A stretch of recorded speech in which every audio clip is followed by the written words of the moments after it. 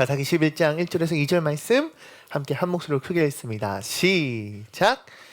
길르앗 사람 입다는 큰 용사였으니 기생이 길르앗에게서 낳은 아들이었고 길르앗의 아내도 그의 아들들을 낳았더라. 그 아내의 아들들이 자라매 입다를 쫓아내며 그에게 이르되 너는 다른 여인의 자식이니 우리 아버지의 집에서 기업을 잊지 못하리라 한지라. 아멘. 할렐루야. 우리 옆에 있는 분들 인사합시다. 안녕.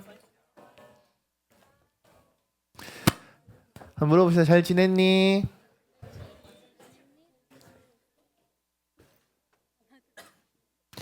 여러분 별일 없으신가요? 요즘에 독감이 유행이라고 합니다. 저는 저희 집 애가 둘이 있는데 둘 다 독감이더라고요.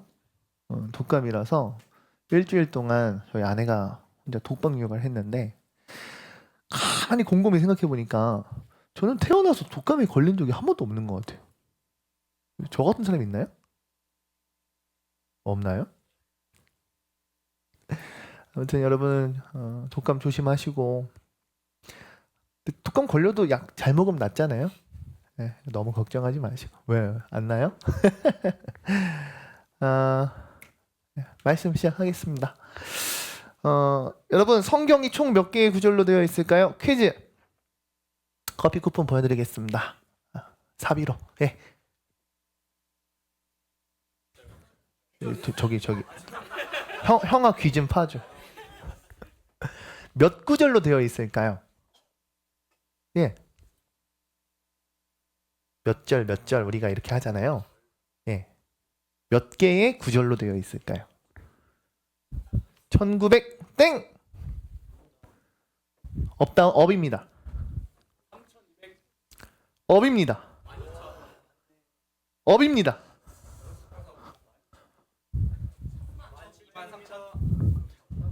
손 들고 하겠습니다. 이제부터. 예. 업입니다. 뭐라고요? 뭐라고요? 업입니다. 근데 근접했습니다. 업앤다운이니까 정확한 답이 올 때까지 하겠습니다. 홍겸이 3천 땡! 음이 31,100!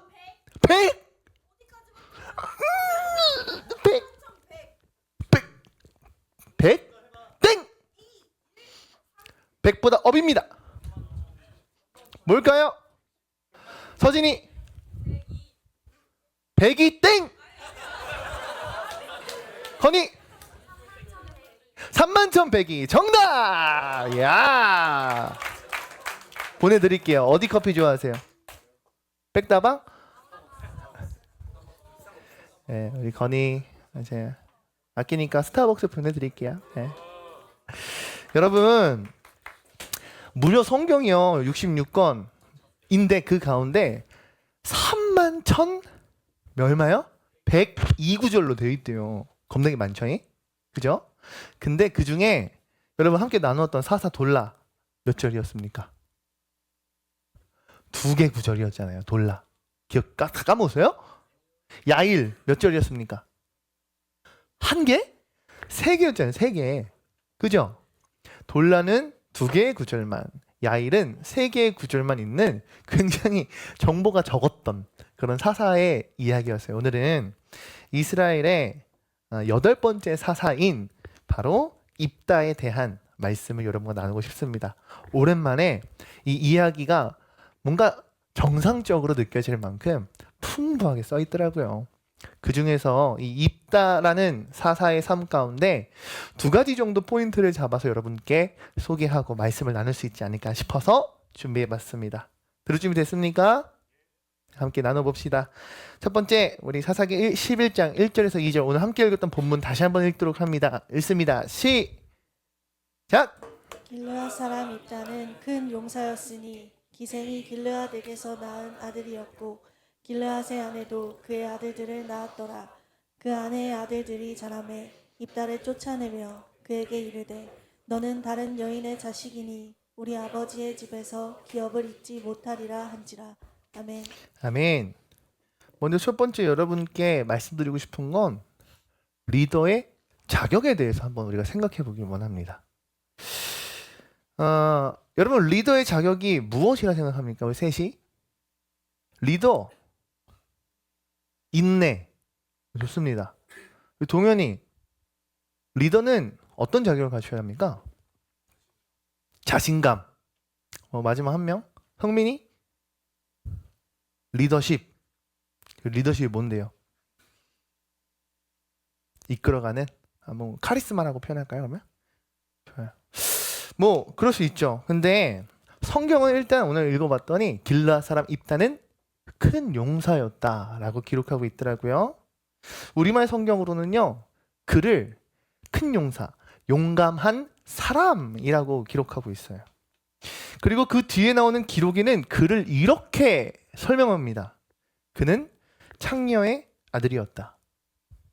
그 뒤에는 그는 다른 이복 형제들로부터 쫓겨나게 되었다 라고 기록되어 있습니다. 어떻게 생각하세요? 이스라엘의 민족을 대표하는 사사의 이야기입니다. 리더 중에 리더. 리더십, 인내심, 자신감 무엇이든 좋은데 그 민족을 대표하는 시대의 사사인 이 입다를 설명하는 그 구절을 보면 창녀의 아들이요 더 나아가 그는 가족들로부터 형제들로부터 쫓김받는 인생, 도망쳐야 했던 인생이라고 기록하고 있다는 거죠. 사사기 11장 이후로 쭉 쓰여진 그의 인생의 스토리를 보면요 그 정황을 보면 이런 이유에 그가 쫓겨났습니다. 그의 아버지 길르앗이라고 하는 그 아버지가 이 입다의 어머니인 메춘부였던 창녀와 하룻밤을 지낸 이후에 그녀로부터 태어나게 됩니다. 근데 이 길르앗의 뭐 정부인들이 있었지 않겠습니까? 그 부인들의 아들들 입다의 이복 형제들이요 아버지의 유산을 입다와 나눠 갖기가 싫은 거예요. 아무래도 그러겠죠. 뭔가 정통적인 넌 핏줄 아니잖아. 너는 부정한 이러저러한 사람에게서 태어났잖아. 너는 그저 우리 아버지의 하룻밤의 어떤 유희 그런 어떤 부산의 산물이잖아 라고 평가되었을 것 같아요. 당시 천대받던 직업 매춘부인 그런 여자의 아들이 있다. 길르앗의 아들들 또한 그를 하나의 가족 구성원으로 인정하지 않습니다. 여실히 그것을 보여주고 있다라고 생각합니다. 결국 여러분 입다는 다른 형제들로부터 버림을 받게 되고 쫓겨나게 되고 우리말 성경으로 보면 도망쳤다라고 기록되어 있어요. 재미난 것은 그랬던 그가 나라의 태평성대 지난번 얘기했던 하나님의 평안의 은혜의 시대가 아닌 나라의 위기로부터 민족의 위기로부터 그 민족의 장로들과 백성들의 대표들로 보여지는 인물들이 입다를 찾아와 도움을 요청하더라고요. 11장 4절 6절 말씀 읽기 원합니다. 읽습니다. 시작. 얼마 후에 암몬 자손이 이스라엘을 치려하니라. 암몬 자손이 이스라엘을 치려할 때에 길르앗 장로들이 입다를 데려오라고 북 땅에 가서 입다에게 이르되 우리가 암몬 자손과 싸우려 하니 당신은 와서 우리의 장관이 되라 하니. 아멘. 여러분 창녀의 자식이라는 그 이유 하나로 더 나아가서 아버지의 유산, 아버지의 재산을 너 같은 녀석과는 결코 나눠 가질 수 없다라는 그런 이유 하나로 형제들로부터 괴롭힘을 당했고요. 형제들로부터 심지어 그들을 피하여 도망쳤다라고 기록될 만큼 주석에 보니 그것이 그냥 괴롭힘이 아닌 그의 목숨이 위협받을 만큼 이해되십니까? 그런 상황에 처해 있었던 입다에게 지금 누가 이스라엘을 치려할 때 길르앗의 장로들 입다에게 모였다라는 거예요. 그리고 그에게 도움을 청합니다. 암몬 족속과 싸우려 하는데 당신이 우리의 대장이 되어 주셔야 합니다. 당신이 우리의 민족의 구원자, 우리의 리더, 우리의 대표성을 띈 그 자리에 다름 아닌 입다 당신이 앉아주세요 라고 말한다는 거예요. 우리는 11장에서 더 재미난 표현을 발견할 수 있습니다. 11장 3절 말씀 함께 읽어볼게요. 3절 말씀입니다. 시작! 이에 입다가 그의 형제들을 피하여 돕당에 거주하매 잡류가 그에게로 모여 와서 그와 함께 출입하였더라. 그리하여 입다는 그의 형제들에게서 도망쳐서 돕당에 살게 됐습니다. 입다는 그곳에서 건달들과 함께 어울려 다녔습니다. 아멘. 여러분, 입다가요 그냥 괴롭힘 당하다가 도망쳐서 돕당에 살았다로 성경은 끝내질 않아요. 장로들이 찾아오기 전에 그의 삶의 스토리를 적어놨는데 뭐라 적혀 있었어요? 그가 거주함에 그곳에 있는 잡류와 함께 어울렸대요. 우리말 성경으로 보니 그 잡류가 뭐라 표현되냐면 그 동네에 있었던 건달들과 어울렸습니다. 그 동네에 있었던 건달, 양아치라 표현해도 될까요? 여기 건달 없으시죠? 네. 어찌 보면 양아치 무슨 뜻이에요? 질 낮은, 예? 질 낮은 그런 인생을 그가 함께 어울리고 그도 그 중 하나로 건달로 양아치로 그의 인생을 살아가고 있었다라는 거예요. 어찌 보면 건달, 조금 더 낮게 말하면 동네의 양아치였던 입다에게 지금 누가 찾아온 거예요? 민족의 지도자들이 찾아온 거예요. 장로들이 지금 민족의 전쟁 가운데, 자신들의 위기 가운데, 자신들의 족속이 존폐가 걸려 있느냐 마느냐, 살아남을 수 있느냐 마느냐, 승리할 것이냐 패배할 것이냐 라는 그 기록 가운데 입다를 찾아왔더라고요. 그리고 뭐라 얘기했어요? 도와주세요. 당신이 우리 민족의 지도자가 되어주세요. 당신이 우리를 구원케 해주세요라고 찾아왔더라는 거예요. 어찌 보면 건달이 되었고 동네의 양아치가 되었던 거 저는 굉장히 자연스럽다 생각해요. 왜냐? 여러분, 그에게 있었던 그 삶의 상처가 얼마나 큽니까? 그지 않아요? 태어났더니 엄마가 매춘부래. 그 매춘부가 뭔지 몰랐는데 사람들이 창렬하면 손가락질을 해. 내 엄마인데. 그리고 더 나아가 엄마로부터 어떤 사랑을 받았는지, 뭐 온전한 사랑이었는지 그 사랑을 받지 못했는지 알 수 없죠. 근데 대부분의 그냥 상상의 나래를 펼쳐보면 쉽지 않았지 않았을까? 그의 인생이. 보세요. 부모가 매춘부여 창렬하는 이유로 자신의 존재를 부정당합니다. 누구로부터요? 사람들로부터? 아니요. 내 가족, 피는 섞이지 않았을지언정 나의 이복 형제들로부터 야! 니네 엄마는 매춘부잖아. 넌 창녀의 자식이잖아. 너 같은 더러운 것과 우리는 같은 핏줄이라 얘기할 수 없어. 너는 우리 아버지의 재산, 유산 받을 생각도 하지 마. 괴롭혀요. 그냥 괴롭히는 게 아니라 쫓김 받을 정도로, 어느 정도로 그 형제들에게서 도망칠 정도로. 그가 거주했던 땅, 돕땅, 뭐라 표현합니까? 그곳에 있었던 잡류, 건달, 양아치들과 어울려 살 수밖에 없었던 인생으로 그의 삶이 흘러가게 돼요. 여러분, 솔직히 그가 인생에 태어난 것이 죄입니까? 그가 인생에 난 건달 될 거야 하고 문신을 새기고 뭘 했습니까? 이레지미를 입었습니까? 뭘 했습니까? 적어도 해적왕 루피는 지가 찔렀잖아요. 해적왕 될 거라고. 근데 입다는 자신의 의지로 뭘 한 게 없다니까요. 그랬던 그가 어찌 보면 형제들 그리고 그들이 속했던 이 길르앗 지파 장로들이 찾아왔을 때 분노가 가득했을 수도 있을 것 같아요. 아니요, 저는 그게 오히려 더 당연한 자연스러운 반응이라 생각을 해요.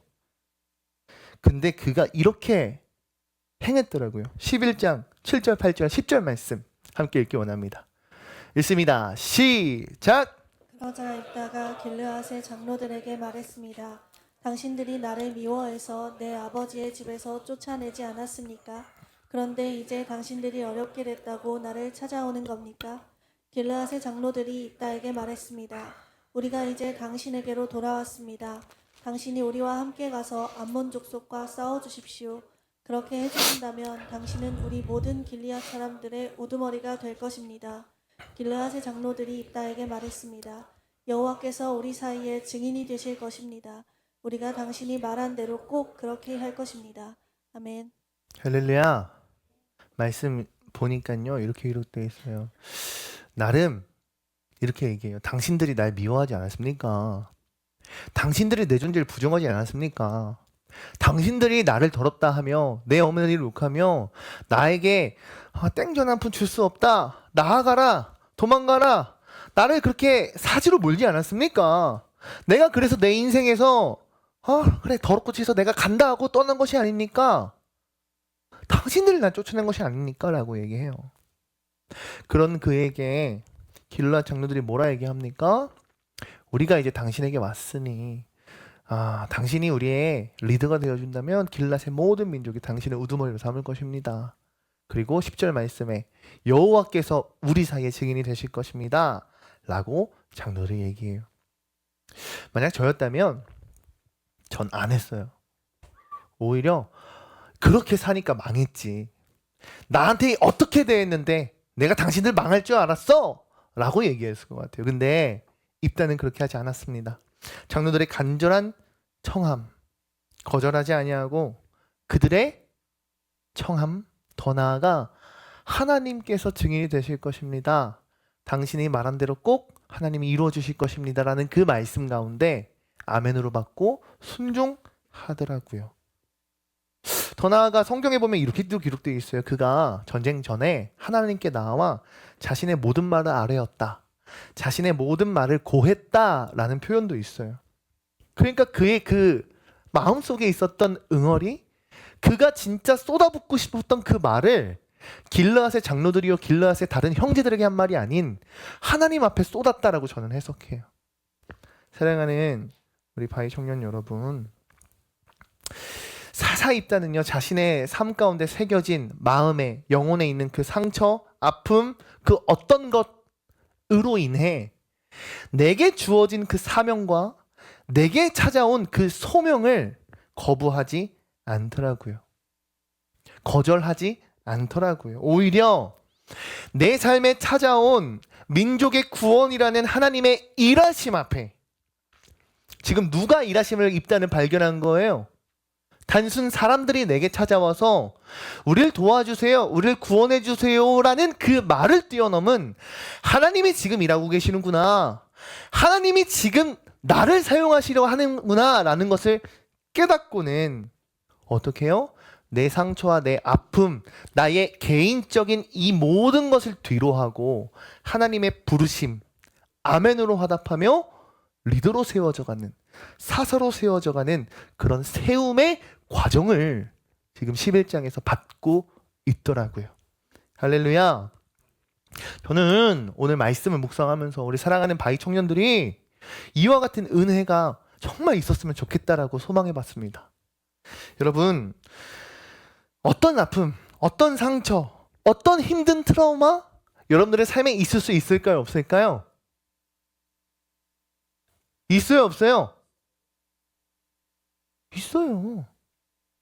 여러분, 제가 설교를 묵상하면서 아무리 생각을 해봐도요, 아무런 상처와 아픔 없는 사람 없다고 생각해요. 없을 거예요. 정말 100% 스스로를 온전하다라고 이야기할 수 있는 사람 없을걸요? 세상을 살아가는 모든 인간은 관계라는 그 이름 아래 살아갈 수밖에 없고, 관계를 맺는 모든 존재는 그 가운데 아주 작을지라도 상처를 입을 수밖에 없습니다. 그러지 않습니까? 심지어 누구에게까지 서운함과 상처를 받을 수 있습니까? 날 낳아주고 날 입혀주고 날 먹여주고 날 키워주는 부모에게조차 우리는 상처받는 존재일진데 어찌 스스로 온전하다, 완전하다, 난 깨끗하다, 난 아무런 스크래치 없는 사람이다 라고 이야기할 수 있는 사람이 어디 있겠습니까? 여러분, 입다는 어찌 보면 그 누구보다 깊은 상처, 큰 상처, 정말 썩어질 것만 같던 치유될 수 없을 것만 같던 그런 상처를 가진 사람이었지만 그는 자신에게 찾아왔던 민족의 대장이요, 리더요, 지도자요, 그리고 사사라는 그 자리 앞에 자신의 상처로 인해, 아픔으로 인해, 나 자신의 어찌 보면 그 트라우마로 인해 그 자리를 거절하지 않았습니다. 어찌 보면 난 이런 상처 가진 사람인데, 난 창녀의 아들 이런 출신이라는 꼬리표가 인생에 이미 달려 있는데, 그런 생각이 있었다라고 한다면 오히려 나 자신을 찾아온 장로들을 놓고 이렇게 얘기했을 것 같아요. 사람 놀리세요 지금? 지금 누굴 찾아오셨는지 아세요? 당신들이 날 어떻게 대했는지 기억하세요? 더 나아가 정말 저 놀리세요? 절 이렇게까지 비참하게 만드셔야겠어요? 라고 이야기할 수 있지 않았을까? 아니, 날 어떻게 대했는데 나보고 어떻게 민족의 영웅이요, 시대의 영웅이 되라 말할 수 있겠습니까? 당신들이 나를 어떻게 대했는데 지금 와서 나에게 도움을 요구합니까? 당신들 덕에 보세요. 난 지금 잡류들과 어울리며 그들과 함께 건달 생활, 양아치와 같은 그런 삶을 살고 있습니다.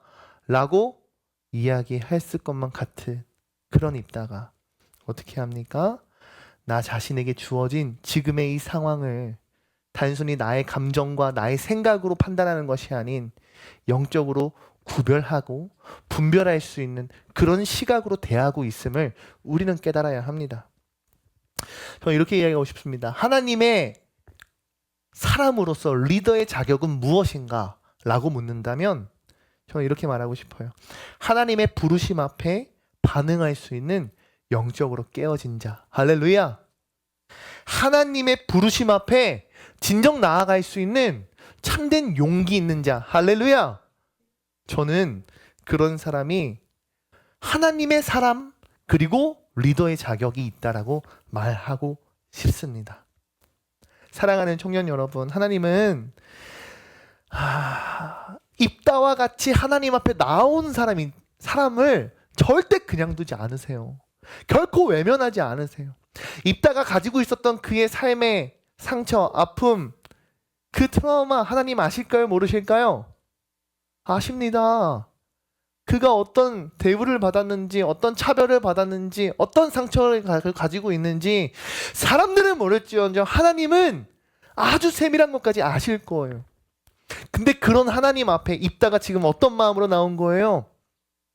하나님, 내가 내 개인사, 나의 아픔, 상처 다 제쳐주고 아멘으로 받겠습니다. 하나님, 내 출신은 비록 이러하지만, 내가 이런 인생을 살았지만, 난 지금 건달이지만 하나님 앞에 용기 내어 나아가겠습니다.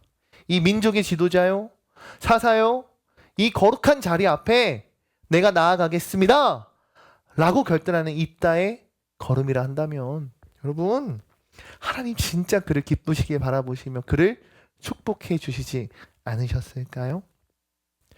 진정 그를 회복시키시고 진정 그를 세워가시지 않았을까요?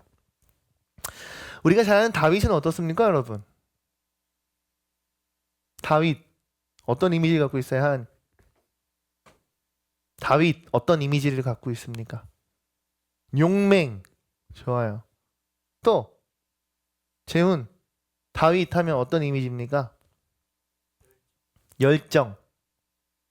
성훈이, 다윗 하면 어떤 이미지입니까? 고민함. 잘생겼네. 지금 다 좋은 것만 얘기했잖아요. 그죠? 근데 여러분, 우리는 알아야 돼요. 사무엘이 다윗의 아버지 이새의 집에 당신의 아들 중에 이 이스라엘의 다음 왕이 나올 겁니다. 내가 그 다음 왕 가운데 기름을 붓기 위해 당신의 아들을 찾으러 왔습니다. 다음 왕을 찾으러 왔습니다는 그 말 가운데 다윗은 아버지의 다음 왕? 내 가문, 내 자식 중에 다음 왕이 있다라고 하는 그 리스트에 들어가지도 못했어요. 모든 형님들이 사무엘 앞에 얼굴 보고 미팅하고 면접 볼 때 다윗은 야, 네 차례야 라는 연락을 받지도 못했다고요. 그 손가락 안에 꼽지도 못했습니다. 그저 우리 막내 아들은 아니야. 너는 그냥 나가서 양들이나 쳐. 너는 그냥 네 할 일 하고 있어. 그 중요한 일에 전혀 상관없는 사람이라 여겼던 사람이 다윗이라고요. 그랬던 다윗 어떻게 됩니까? 지금까지도 이스라엘 왕 중에 참 좋은 왕, 모든 왕들의 모델의 왕이 됩니다. 여러분, 모세 어떻습니까? 출애굽시켰습니다. 무려 200만이나 되는 그 민족의 대이동, 출애굽, 구원자, 그 역할을 감당했던 영적인 리더요, 지도자요, 참 대단한 사람입니다. 지금도 유대인들은 모세오경이 짱입니다. 모세오경만 믿습니다. 모세하면 그들에게 있어서는 최고 중에 최고입니다. 어떻게 출애굽을 했습니까? 10가지 재앙, 대재앙을 막 해고 홍해 바다도 가르고 막 별의별 정말 능력이란 능력을 다 비추었던 모세입니다. 근데 진짜 그런 것만 여러분 기억하십니까? 모세 어떤 사람이었습니까? 히브리 민족입니다. 애굽의 바로 왕이 다 죽이라고 해서요, 나일 강가에 던져지는 인생입니다. 내가 선택하고 싶어 선택한 것이 아닙니다. 부모로부터 나일 강으로 던져질 수밖에 없었던 기구한 운명이요, 참 비참한 이야기의 주인공입니다. 왕자 됐잖아요, 목사님. 중요한 건 뭐예요? 왕자가 됐는데 왕자로 끝난 인생이 아니었어요. 어떻게 됩니까? 살인자요. 출애굽에게 있어서, 애굽에게 있어서 살인자요, 정치적인 반란 분자로 여겨져서 도망자의 인생을 삽니다. 무려 몇 년 동안 광야의 40년 인생. 80세에 등장했던 모세 어떻습니까? 하나님, 저는 말이 느립니다. 말도 어눌합니다. 저는 말을 잘 못합니다. 그래서 하나님 제게 맡겨주시는 이 사명 소명 전 감당할 수 없습니다. 말 잘하는 다른 사람을 가라고 하십시오라고 할 만큼 연약한 자였음, 성경에 분명히 기록되어 있습니다. 우리가 나눴던 기드온 어떻습니까? 큰 용사? 기드온? 아니요. 포도즙 틀에 앉아서 숨어서 그곳에서 밀이나 까먹던 그런 인생이었습니다. 더 나아가 누구 있습니까? 그리스도인 중에 가장 우리에게 큰 영향력을 주었던 사도 바울은 어떻습니까? 신약 성경에 참 많은 성경을 썼죠. 그 사도 바울 어떤 인생이었습니까? 그리스도인들의 핍박하는 그 사람 중에 가장 으뜸이 사도 바울이었습니다. 그가 사울이었을 때 그의 인생의 목표가 뭐였어요? 야, 내가 하나님을 위해, 내가 믿는 신을 위해, 나의 명예와 나의 어쩌고 저쩌고 2차 저차 모든 것을 위해 그의 인생의 가장 최우선의 목표가 뭐였어요? 그리스도인들을 잡아 감옥에 져넣는 것, 예수쟁이들을 잡아 처형시키는 것, 그가 그 인생의 목표였습니다. 그것이. 그랬던 그가 예수를 만나 어떻게 변화했습니까? 네, 오늘날까지도 우리에게 많은 영감과 도전을 주는 사도 바울이 되었습니다. 마지막 베드로는 어떻습니까? 베드로요? 그가 높은 학문이 있습니까? 뭘 가지고 있습니까? 그냥 바닷마을에 살고 있었던 어부입니다. 중요한 건요, 그냥 어부가 아니라 밤새 그물 던져도 물고기 한 마리 잡지 못하는 어부였어요. 네? 그런 어부였다고요. 그랬던 그가 어떻게 됩니까? 그가 변화됩니다. 초대교회의 그 사도로서, 네?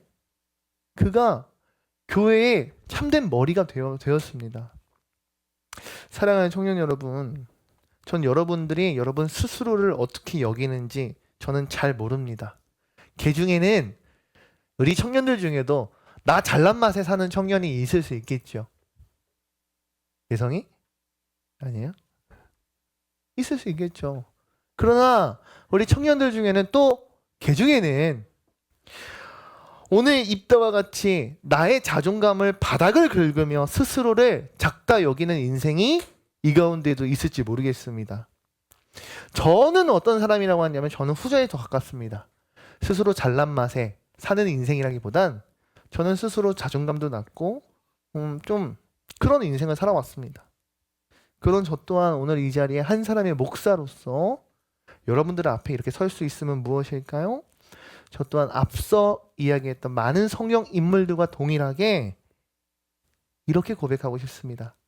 하나님의 은혜로,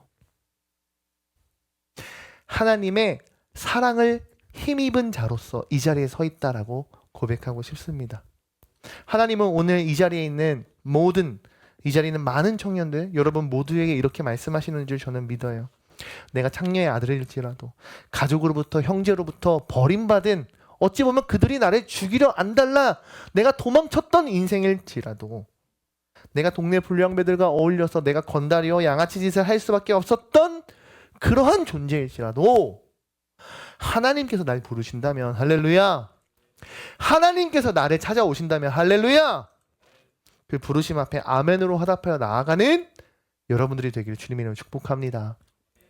왜요? 하나님의 은혜이기 때문이에요. 여러분, 은혜를 아는 자, 하나님의 사랑을 아는 자는요, 오늘 사사 입다와 같이 그런 삶을 살아갈 수 있는 줄 저는 믿어요. 내가 무엇을 되었기에, 무슨 배경이 되었기에, 내가 무엇을 통장에 얼마를 찍었기에, 내가 어떤 상을 받았기에, 내가 어떤 명예와 권력이 있기에 하나님 앞에 설 수 있는 것이 아닙니다. 심지어 건달이요 창녀의 아들이었던 입다도 하나님 앞에 설 수 있었듯이 우리 또한 그와 동일한 은혜 입은 자라는 사실을 깨닫는 모두가 되길 주님으로 축복합니다. 할렐루야. 두 번째, 이렇게 이야기하고 마치고 싶어요. 입다는 결국 사사가 되어 길르앗 민족을 구원합니다. 암몬 족속과의 전투 가운데 승리를 이루어요. 실제로 승리했고요. 사사로 부름받은 그 사역을 잘 감당했죠. 근데 그의 인생을 쭉 써놓은 사사기 11장을 보면요, 그가 했던 실수가 있어요. 무엇인지 아십니까? 자신의 집에서 나오는 첫 번째 마중 나오는 자를 번제물로 바치겠다고 서원을 해요. 우리 성경 말씀 봅시다. 11장 30절 31절 말씀 함께 읽기 원합니다. 읽습니다. 시작. 그가 여호와께 서원하여 이르되 주께서 과연 암몬 자손을 내 손에 넘겨주시면 내가 암몬 자손에게서 평안히 돌아올 때 누구든지 내 집 앞 영접한 힘내라. 내가 그를 번제물로 드리겠나이다 하니라. 아멘. 할렐루야. 여러분, 서원이라고 하는 말, 요즘으로 따지면 서원 기도, 내가 반드시 이루어야 하는 그 약속과 같은 기도를 입다가 하는데 뭐라고 하냐면 이렇게 한 거예요. 주님, 내가 서원합니다. 주께서 이 암몬 자손을 나의 손에 넘겨만 주신다면, 내가 이 전투 가운데 승리만 한다면 이렇게 하겠습니다. 어떻게 해요? 내 집 문 앞에 나와서 나를 영접하는 그를 여호와께 돌리겠나니 그를 주께 번제물로 드리겠습니다 라고 해요.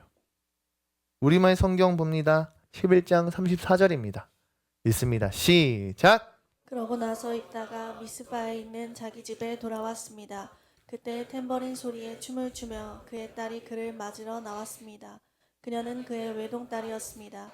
그에게는 다른 아들이나 딸이 없었습니다. 아멘. 할렐루야. 뭐라고 서원했다고요?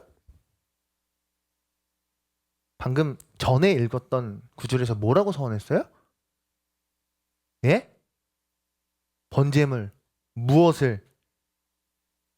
내가 전쟁을 끝내고 집으로 돌아갔을 때 나를 맞이하는 그 누군가, 그 첫 번째 그 무엇을 주님께 드리겠습니다. 무엇으로? 번제물로. 4절에 누가 나온 거예요 지금? 탬버린을 막 치며 아빠 왔다고 막 반가워가지고 막 춤추면서 기뻐 뛰는 자신의 딸을 지금 누가? 사사 입다가 마주한 거예요. 여러분, 성경에 보면 그에게는 다른 아들이나 딸이 없었습니다라고 되어 있어요. 즉 하나밖에 없는 외동딸, 그 외동딸을 무엇으로? 번제물로 바치게 생긴 거예요. 사사였던 입다가 진짜 딸을 신에게 제사의 번제물로 드리는 인신제사, 하나님이 가장 죄악시하였고 싫어하셨던 그 인신제사를 했느냐 안 했느냐에 따라서는 주석을 보니 했다라고 하는 척척 박사님들의 주장도 있고 그렇지 않다라고 하는 척척 박사님들의 주장도 있더라고요. 간단하게 설명하면 먼저 딸의 번제로 드렸다라는 주장은 그가 전쟁 가운데 막 초흥분된 상태에서 막 서원을 한 거죠. 내가 드리겠습니다 라고 했으니 서원은 지켜야 되는 약속입니다. 안 지켜서는 안 됩니다. 그러니 그의 딸을 드렸을 것이다 라고 얘기해요. 그 당시 시대적 상황과 역사적으로 기록되었던 이스라엘의 역사 속 증거물들을 통하면 실제로 불가능한 일은 아니다 라고 유추하는 그러한 의견들도 있어요. 왜냐? 사사시대를 성경 무엇으로 표현합니까? 각기 자기 소견에 옳은 대로 행하였던 시대가 사사시대였기 때문입니다. 실제로 이스라엘 왕국이 건설된 이후에, 사사시대 이후에도 인신제사를 드렸던 이스라엘의 악한 왕들이 등장해요. 그러니 실제 사사시대 가운데 인신제사를 드렸을 수 있다라는 증거들이 있는 거죠. 증언들이 있는 거죠. 두 번째, 반대 입장은 이렇게 해석하더라고요. 그가 딸을 하나님께 드린다고 했잖아요. 그죠?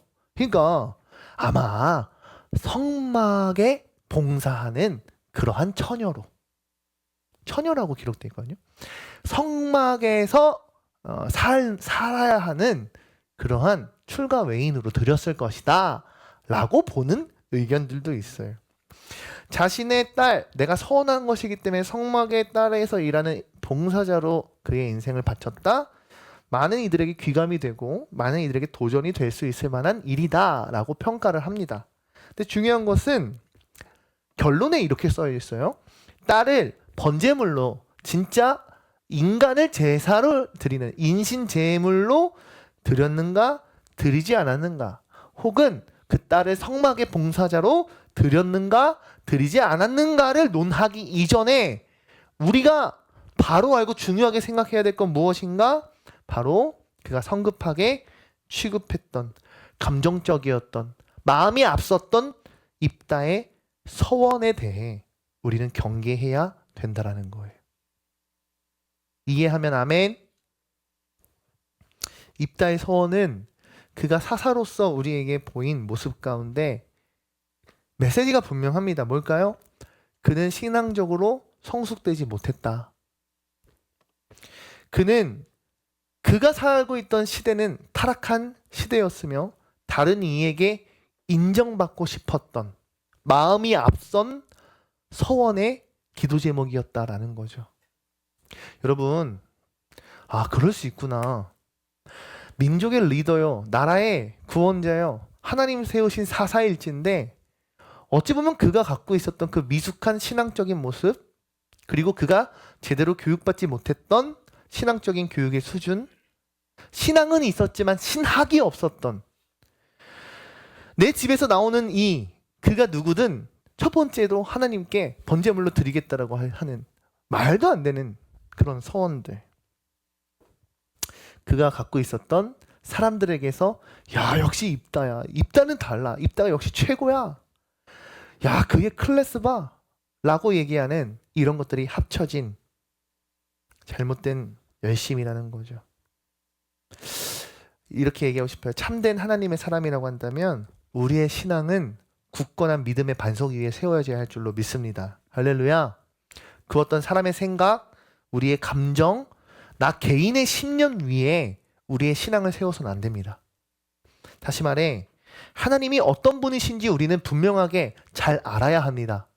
그리고 하나님께서 내게 무엇을 원하시는지, 하나님이 나의 삶 가운데 진짜 무엇을 기쁘게 받으시고, 무엇을 하나님께서 취하길 원하시고, 무엇을 하나님께서 나에게 원하시는지 우리는 바로 알아야 한다는 거예요. 그래야 하나님 이거 좋아하시니까 더 열심히 해야지. 하나님 이거 진짜 기뻐하시니까 내가 감당해야지. 하나님 진짜 이걸 원하실 테니까 내가 결단해야지라고 이야기할 수 있다라는 것입니다. 다시 말해 이걸 이렇게 얘기하고 싶어요. 구별하고 구분할 줄 아는 신앙의 실력이 우리에게 필요하다. 더 나아가 지금 이 시대는 사실 사사시대랑 뭐가 별반 다른 게 있습니까? 여러분 재미난 건 늘 우리가 살아가는 시대는 혼란입니다. 혼돈입니다. 더 나아가 요즘은 이것이 맞네, 저것이 맞네, 넌 틀리네 하면 너 그런 말 하면 안 돼 라고 하는 그런 시대를 우리는 살아가고 있어요. 여러분 무엇을 구별하고 무엇을 기준 삼아 무엇을 그 가운데 골라서 살아갈 것입니까? 때로는 우리의 열심 그 하나만으로, 열정 하나만으로 우리가 온전한 신앙을 감당할 수 없음을 기억하십시오. 우리가 진짜 기억해야 할 것은 하나님의 말씀이 우리의 삶의 내 신앙의 중심이 되기를, 더 나아가 그 말씀에 기록된 하나님께서 나에게 진짜 바라시는 것이 무엇인지를 우리는 깊이 묵상하고 구별하고 구별할 줄 알아야 하는 줄로 믿습니다. 아멘이십니까? 우리 마지막 히브리서 4장 16절 말씀 읽고 마치도록 합니다. 읽습니다. 시작! 그러므로 우리는 긍휼하심을 받고 때를 따라 돕는 은혜를 얻기 위하여 은혜의 보좌 앞에 담대히 나아갈 것이니라. 아멘. 히브리서 4장 16절 말씀 우리에게 증거합니다. 긍휼하심, 더 나아가 때를 따라 도우시는 그 은혜를 얻기 위해 하나님의 자비로우심, 하나님의 은혜로 나를 도우시는 그 은혜를 얻기 위해 어디로 나아간다? 은혜의 보좌로 나아간다라고 기록하고 있습니다. 사랑하는 청년 여러분, 사사 입다의 삶이 어찌 보면 이런 모습이었지 않았을까 생각해요. 가족들로부터, 세상으로부터 버림받았다라고 얘기할 수 있는 그의 인생, 그 버림받음으로 인하여 인생의 밑바닥을 찍었던 건달이요, 주류요, 동네에 질 나쁜 이들과 어울렸던 그의 인생이요, 민족의 지도자요, 이스라엘의 사사가 되었습니다.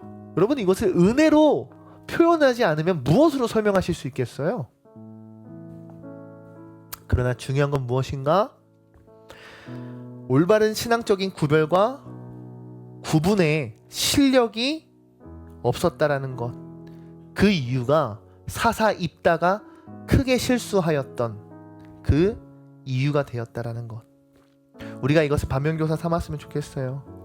그래서 진짜 주님 앞에 올바르게 설 수 있는 청년들이 되었으면 좋겠습니다. 하나님의 긍휼하심을 얻은 자 누굴까요? 저와 여러분들입니다.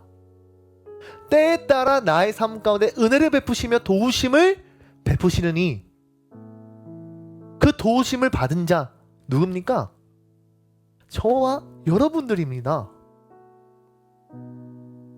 하나님 은혜를 입은 자로서, 하나님이 일하심의 도우심을 경험한 자로서 더욱더 은혜의 보좌로 나아가는 모두가 되길 주님의 이름으로 축원합니다. 우리 함께 찬양하기 원해요. 예수 피를 힘입어 나의 힘, 능력, 나의 지혜 아닌 하나님만을 의지하며 나아갑시다.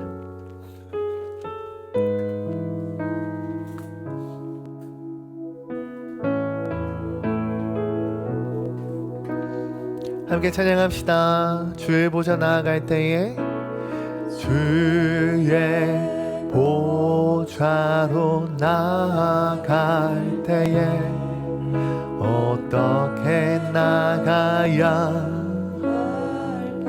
날 구원한 주님 십자가 나를 구원한 주의 십자가 그것을 믿으며 가네 주의 보좌로 나아갈 때에 아멘. 주의 보좌 나아갈 때에 나 여전히 부족하나 날 품으신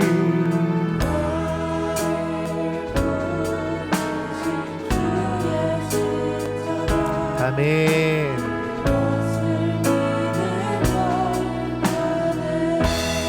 자격 없는 내가 아닌 자격 없는 내 힘이 아닌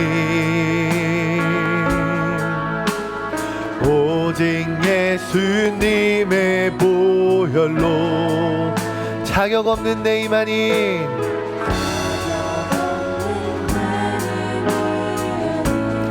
오직 예수님의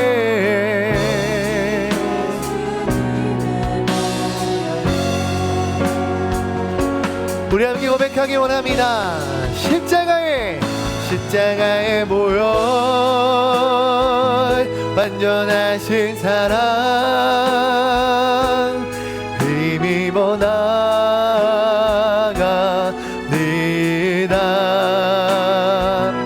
십자가의 보혈 완전하신 사랑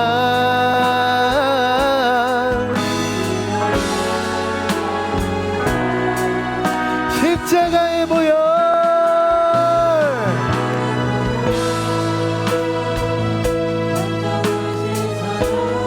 은혜의 보좌로 나아갑시다.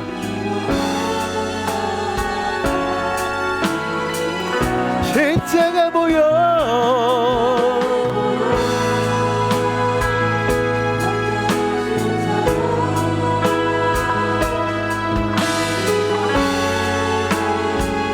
우리 마지막 십자가 보혈 십자가의 보혈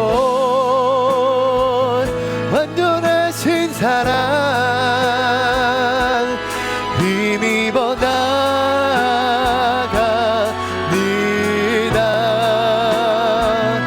십자가의 보혈 완전하신 사랑 힘입어